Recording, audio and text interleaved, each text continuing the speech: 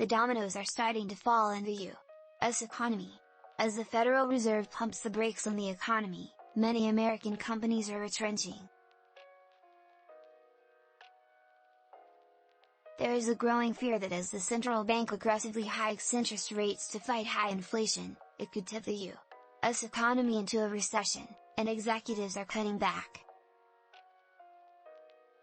A host of companies have announced job cuts or hiring freezes in just the last 2 weeks. They range from Tesla and JP Morgan Chase to Redfin and Coinbase.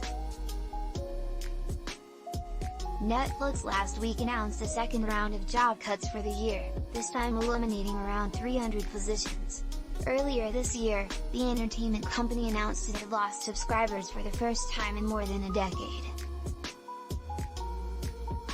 Since then, Netflix has eliminated roughly 450 positions.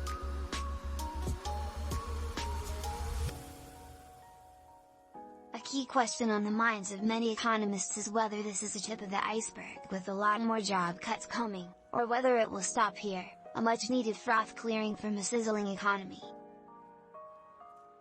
Fed Chair Jerome Powell says he and his colleagues are trying to stabilize a job market that is unsustainably hot.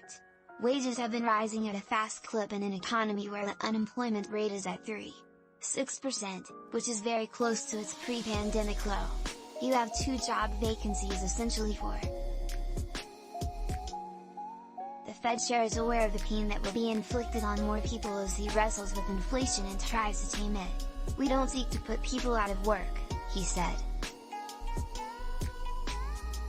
"But we also think that you really cannot have the kind of labor market we want without price stability."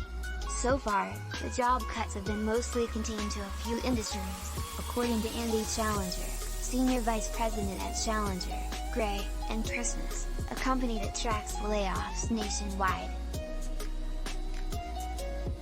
But we're seeing these large increases in layoffs in a handful of industries that seem to us to be potential bellwethers for the rest of the economy if things slow down significantly in the next few weeks and months. A lot of recent layoffs have come from what have been high-growth parts of TH. For instance, the exercise equipment company Peloton took off when gyms closed.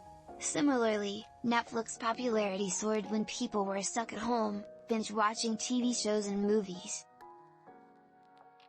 But now, people are going out for entertainment, movie theaters and gyms are open, and fewer people need expensive exercise bikes.